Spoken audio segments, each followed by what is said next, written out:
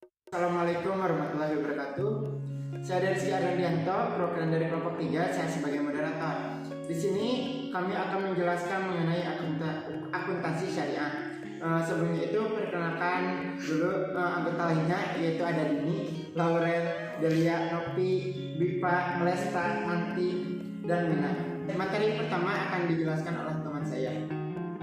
Baik, di sini saya akan menjelaskan mengenai definisi akuntansi syariah. Nah, pertama-tama apa sih akuntansi? Akuntansi merupakan identifikasi transaksi yang kemudian diikuti dengan kegiatan pencatatan, penggolongan, serta pengintisaran transaksi tersebut sehingga menghasilkan LK yang digunakan untuk pengambilan keputusan. Nah, kemudian untuk syariah yaitu aturan yang telah ditetapkan oleh Allah untuk dipatuhi oleh manusia dalam menjalankan aktivitas hidupnya di dunia. Nah, jadi akuntansi syariah merupakan proses akuntansi atas transaksi-transaksi yang sesuai dengan aturan yang ditetapkan oleh Allah. Yang selanjutnya yaitu ada perbedaan akuntansi syariah dan akuntansi konvensional.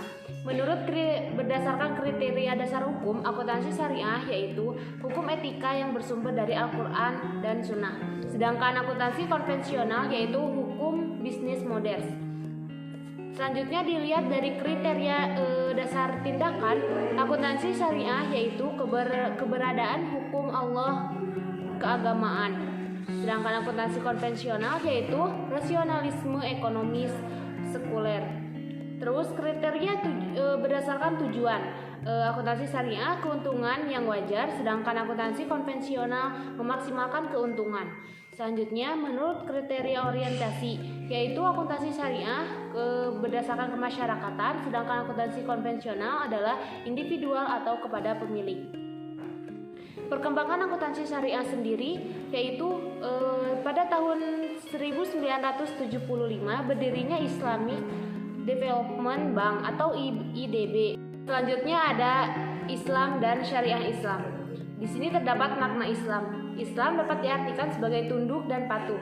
Islam adalah bahwasanya engkau bersaksi bahwa sesungguhnya tiada Tuhan selain Allah dan bahwa sesungguhnya Muhammad adalah utusan Allah. Engkau menegakkan sholat, menunaikan zakat, melaksanakan saum Ramadan, melaksanakan ibadah haji ke Baitullah jika engkau mampu melaksanakannya. Ini terdapat dasar-dasar ajaran Islam. Di dalam ajaran Islam sendiri terdapat 3, yaitu menurut akidah, syariah, dan akhlak.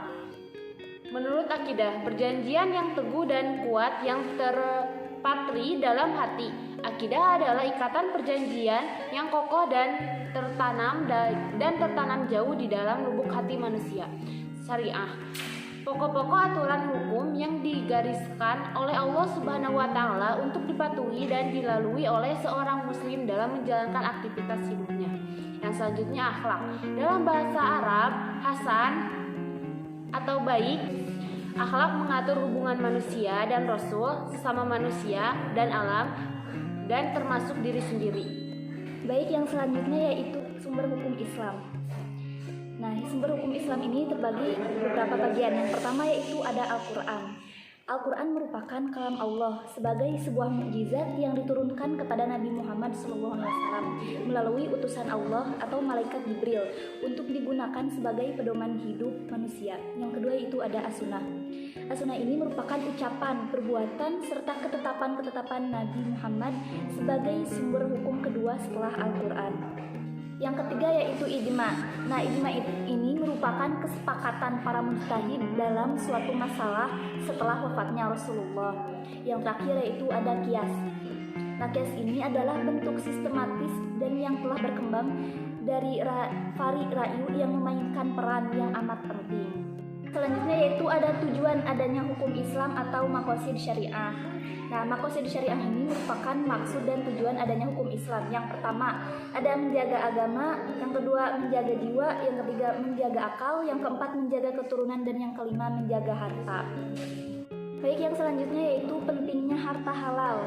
Barang siapa mengumpulkan harta dari jalan haram, lalu dia menyedekahkannya, maka dia tidak mendapatkan pahala, bahkan mendapatkan dosa. Riwayat Huzaimah dan Ibnu Hibban disahihkan oleh Imam Hakim. Yang selanjutnya yaitu kerangka dasar penyusunan dan penyajian laporan keuangan syariah. Kerangka konseptual syariah. Apa itu kerangka konseptual?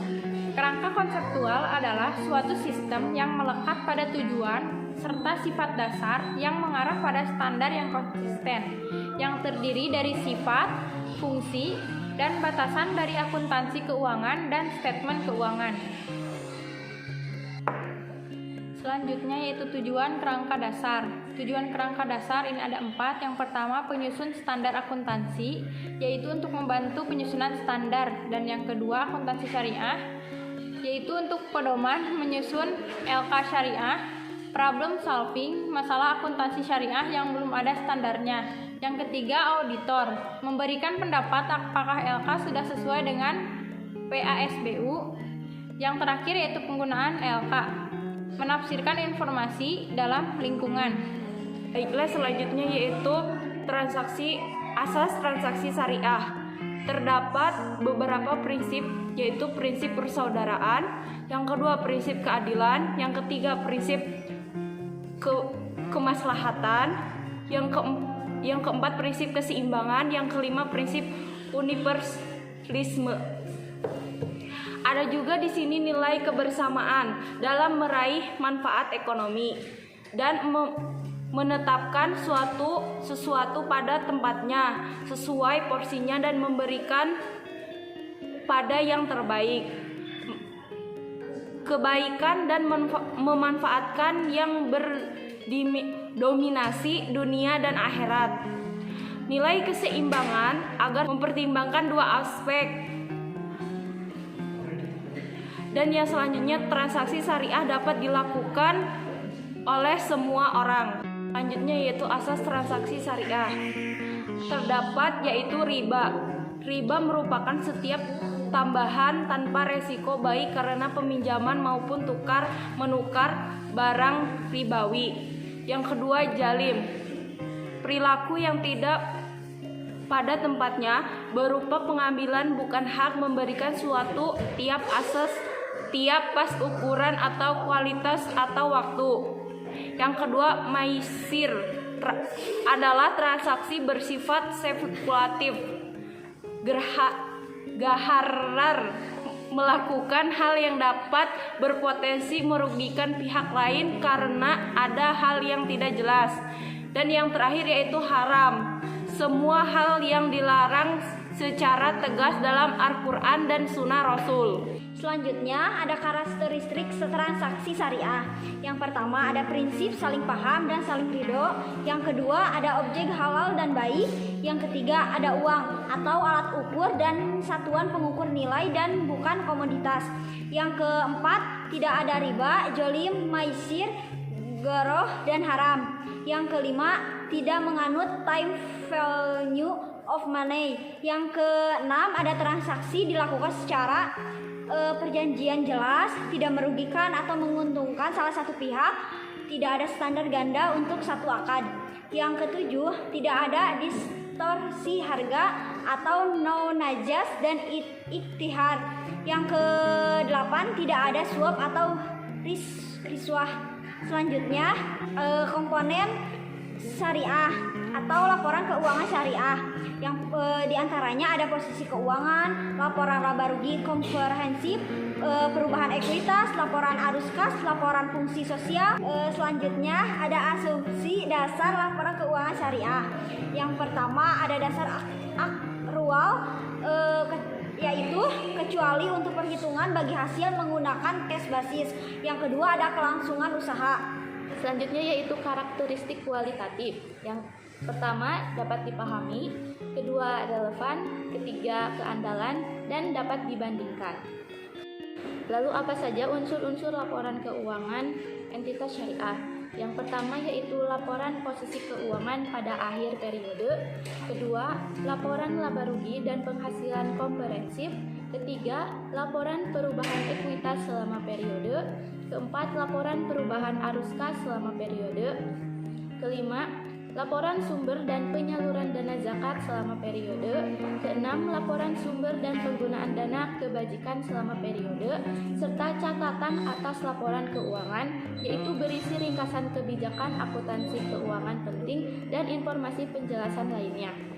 Di sini saya akan membacakan dalil mengenai akuntansi syariah. Di sini saya mengambil surat Asy-Syura dari ayat 182 sampai 184, yang dimana auful kaila wala takunu minal muhsirin wazinu bil qistosil mustaqim wala tabahasun nasa asya'ahum wala ta'sau fil ardi mufsidin wattaqul ladzi khalaqakum wal jibillatal awwalin, yang berarti sempurnakanlah takaran dan janganlah kalian termasuk orang-orang yang merugikan, dan timbanglah dengan timbangan yang lurus, dan janganlah kalian merugikan manusia pada hak-haknya, dan janganlah kalian memajarela di muka bumi dengan membuat kerusakan, dan bertakwalah kepada Allah yang telah menciptakan kalian dan umat-umatnya yang dahulu. Di sini saya akan membacakan tentang bisnis menurut Alkitab, yaitu dari Ulangan 28 ayat 3 sampai 5. Segala berkat ini akan datang kepadamu dan menjadi bagianmu jika engkau mendengarkan suara Tuhan Allahmu. Diberkatilah engkau di kota dan diberkatilah engkau di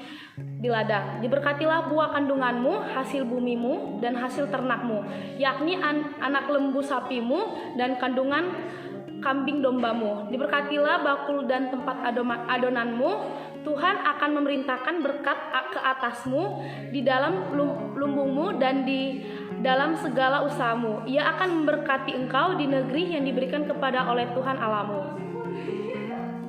Yang kemudian yaitu Ulangan 8 ayat 18. Tetapi haruslah engkau ingat kepada Tuhan Allahmu, sebab dialah yang memberikan kepadamu kekuatan untuk memperoleh kekayaan dengan maksud meneguhkan perjanjian yang diikrarkan.